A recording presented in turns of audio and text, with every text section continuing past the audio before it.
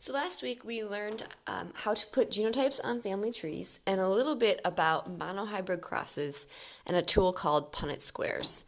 Today we're going to combine those two to help families who have genetic disorders running in their family.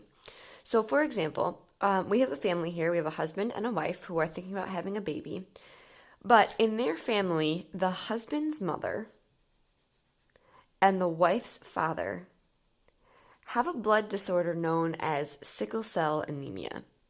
Sickle cell anemia is a disorder that causes your blood cells to be sickled shape instead of being round. And the problem with that is they don't carry oxygen well, which can lead to oxygen deprivation and also kind of severe pain for people. So both our husband and our wife are concerned that their child might end up with sickle cell. Sickle cell is a recessive disorder. We're going to use the letter A for anemia.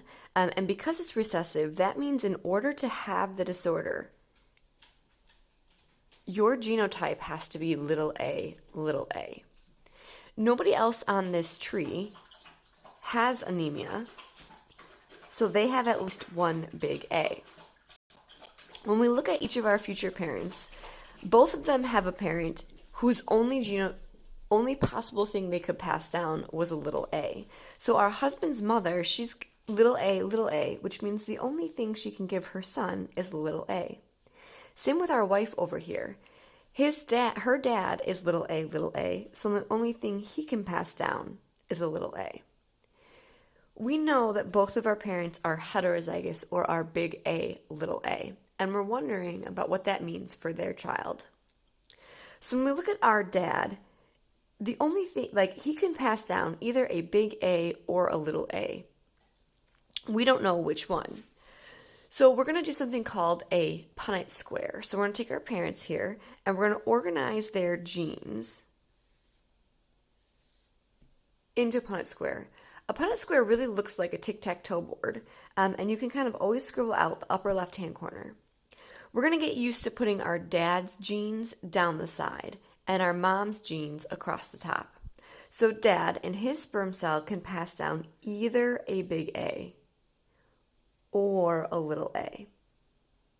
And mom can do the same. In her egg cells, she can either pass down a big A or a little a. So what these really represent are the gametes. So there's dad's sperm and mom's egg. When this sperm cell fertilizes this egg cell, the result is a baby who is big A, big A. But this same sperm cell could also fertilize this egg cell, and the result would be big A, little a. Dad could also make a sperm cell with a little a. If this one fertilizes this egg, you end up with another heterozygous child. And if this sperm cell fertilizes this egg cell, the result is this. Now, people who help families try to figure these things out always report something called a genotype ratio.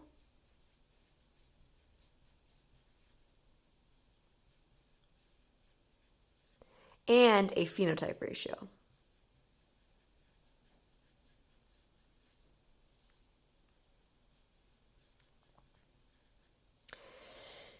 This gives the family information about the chances that their child will have different genotypes or types of A's and different phenotypes or sickle cell anemia or not.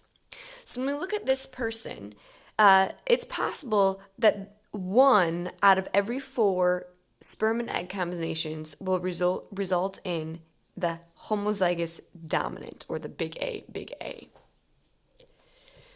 2 out of every 4 combinations would be heterozygous or big A, little a.